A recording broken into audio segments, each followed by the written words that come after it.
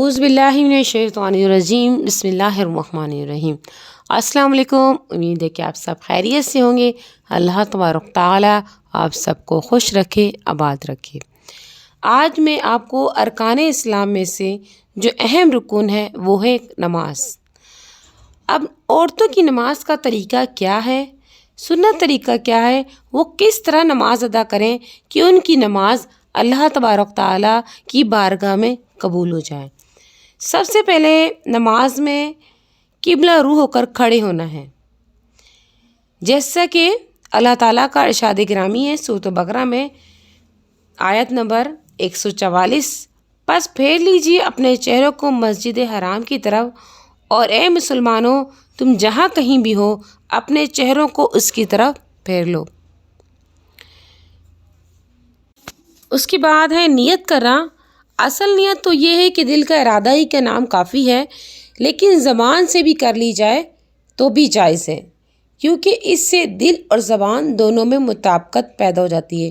جیسے حدیث مبارکہ ہے، رسول اللہ صلی اللہ علیہ وآلہ وصحبہ وسلم نے ارشاد فرمایا کہ انما الاعمال بالنیات، اعمال کا دار و مدار نیتوں پر ہے۔ صحیح بخاری کی جلد نمبر 1 صفحہ نمبر 9۔ اس کے بعد ہے تکبیر تحریمہ، یعنی تکبیر تحریمہ کا مطلب ہے اللہ اکبر کہہ کر نماز شروع کرنا۔ سورہ مدثر کی آیت نمبر 3 ہے، فَرَبَّكَ فَكَبِّرْ، اور اپنے رب کی ہی بڑائی بیان کرو۔ اسی طرح رسول اللہ صلی اللہ علیہ وآلہ وسلم نے ارشاد فرمایا ہے، نماز کی کنجی وضو ہے، اور اس کی تحریم اللہ اکبر کہنا ہے، اور اس کی تحلیل سلام پھیرنا ہے۔ خواتین تکبیر تحریمہ اللہ اکبر اکبر کہتے ہوئے سینے تک ہاتھ اٹھائیں۔ رسول اللہ صلی اللہ علیہ وآلہ وسلم نے فرمایا، جب بندہ نماز کے لیے کھڑا ہوتا ہے تو اللہ تعالیٰ کی رحمت اس کی طرف متوجہ ہوتی ہے، لہٰذا اسے کنکریوں یا کپڑوں سے نہیں کھیلنا چاہیے۔ نماز شروع کرتے ہوئے مرد کانوں تک اور عورتیں سینہ تک ہاتھ اٹھائیں۔ حضور اکرم صلی اللہ علیہ وسلم نے وائل ابن حجر رضی اللہ تعالیٰ عنہ سے فرمایا، اے وائل، جب تم نماز پڑھنے لگو تو دونوں ہاتھ کانوں کے برابر اٹھاؤ، اور عورتیں اپنے دونوں ہاتھ چھاتیوں تک اٹھائیں۔ امام بخاری کے استاد ابو بکر بن ابی شیبہ فرماتے ہیں کہ میں نے حضرت عطا سے سنا کہ ان سے عورت کے متعلق پوچھا گیا کہ وہ نماز میں ہاتھ کیسے اٹھائیں، تو انہوں نے فرمایا کہ میں اپنی چھاتیوں تک اٹھائیں۔ نیز فرمایا کہ نماز میں اپنے ہاتھوں کو اس طرح نہ اٹھائیں جس طرح مرد اٹھاتے ہیں، اور انہوں نے اس بات کو جب اشارے سے بتلایا تو اپنے دونوں ہاتھوں کو کافی پست کیا اور دونوں کو اچھی طرح ملایا، اور فرمایا نماز میں عورت کا طریقہ مردوں کی طرح نہیں ہے۔ پھر سینے پر ہاتھ باندھ لیں، دائیں ہاتھ کی ہتھیلی بائیں ہاتھ کی ہتھیلی کی پشت پر رکھیں، ثنا پڑھیں، تعوذ تسمیہ پڑھیں، اس کے بعد سورۃ الفاتحہ پڑھیں۔ درود شریف پڑھنے کے بعد دل ہی میں آمین کہیں۔ حضرت وائل بن حجر رضی اللہ تعالیٰ عنہ سے روایت ہے کہ رسول اللہ صلی اللہ علیہ وسلم نے فرمایا کہ انہوں نے ہمیں نماز پڑھائی، جب غیر المغضوب علیہم ولا الضالین پڑھا تو آمین کہی، اور اس میں اپنی آواز کو پوشیدہ کیا۔ اس کے بعد بسم اللہ پڑھ کر سورۃ اخلاص یا کوئی اور سورت پڑھیں۔ اس کے بعد اللہ اکبر کہہ کر رکوع میں جائیں۔ رکوع کی حالت میں دونوں ہاتھ گھٹنوں پر رکھیں۔ رسول اللہ صلی اللہ علیہ وآلہ وصحبہ وسلم رکوع کی حالت میں دونوں ہاتھ گھٹنوں پر رکھیں۔ رسول اللہ صلی اللہ علیہ وآلہ وصحبہ وسلم نے فرمایا، جب تم میں سے کوئی رکوع کرے بس رکوع میں سبحان ربی العظیم 3 مرتبہ کہے تو اس نے رکوع پورا کر لیا، اور یہ ادنا مقدار ہے۔ ترمذی کی جلد نمبر 1 صفحہ نمبر 60۔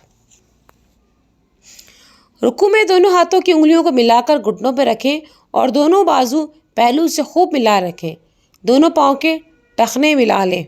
اس کے بعد قوما یعنی رکوع مکمل کرنے کے بعد سمیع اللہ لمن حمیدہ ربنا لک الحمد کہتے ہوئے سیدھی کھڑی ہو جائیں۔ حدیث شریف ہے، رسول اللہ صلی اللہ علیہ وآلہ وسلم جب نماز کے لیے کھڑے ہوتے تو اللہ اکبر کہتے، پھر رکوع میں جاتے وقت اللہ اکبر کہتے، پھر رکوع سے اٹھتے وقت سمیع اللہ لمن حمیدہ کہتے، پھر کھڑے ہو جانے پر ربنا لکل حمد کہتے. صحیح بخاری کی جلد نمبر 1 صفحہ نمبر 109.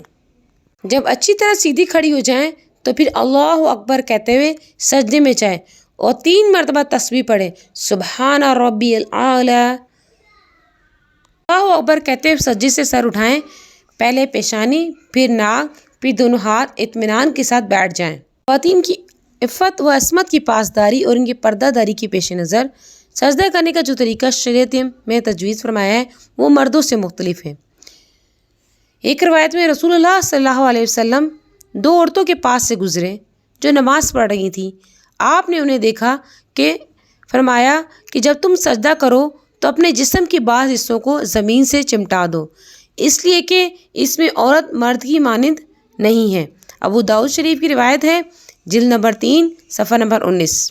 ایک اور حدیث میں رسول اللہ صلی اللہ علیہ وسلم نے فرمایا عورت جب نماز میں بیٹھنے تو اپنی ایک ران کو دوسری ران پر رکھے اور جب سجدہ کرے تو پیٹ اپنے رانوں کے ساتھ ملا لے تاکہ اس طرح زیادہ سے زیادہ ستر ہو سکے. اور اللہ تعالیٰ اس کی طرف دیکھتے ہیں اور فرشتوں سے فرماتے ہیں اے فرشتوں تم گواہ رہو کہ میں نے اس عورت کو بخش دیا. سنت کبریٰ للبیہقی کی روایت ہے جلد نمبر 2 صفحہ نمبر 232.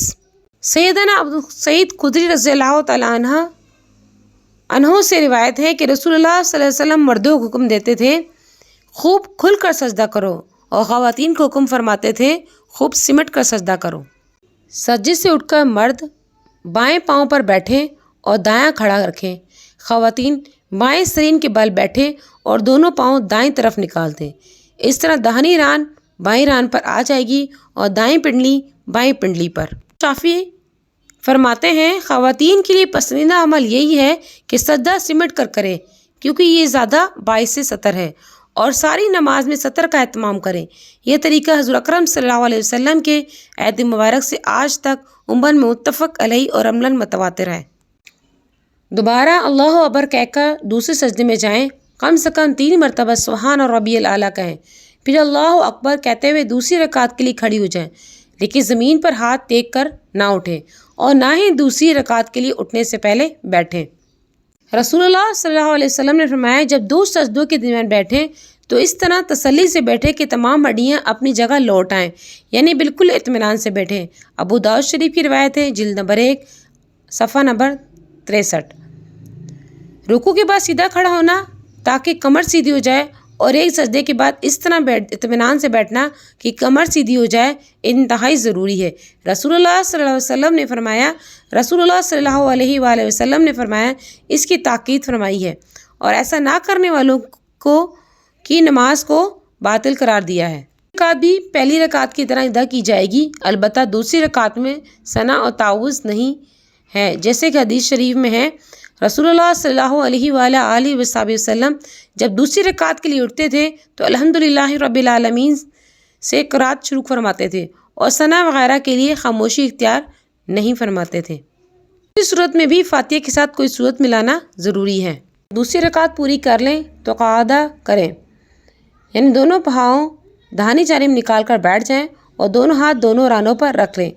حدیث شریف میں ہے رسول اللہ صلی اللہ علیہ وآلہ وسلم ہر 2 رکعت پر اتحیات پڑھتے تھے. صحیح مسلم کی جلد نمبر 1 صفحہ نمبر 194. پہلی قعدہ میں صرف تشہد یعنی اتحیات پڑھی جاتی ہیں، دوسری میں اس کے ساتھ درود شریف اور دعا کوئی بھی دعا ملائی جاتی ہے.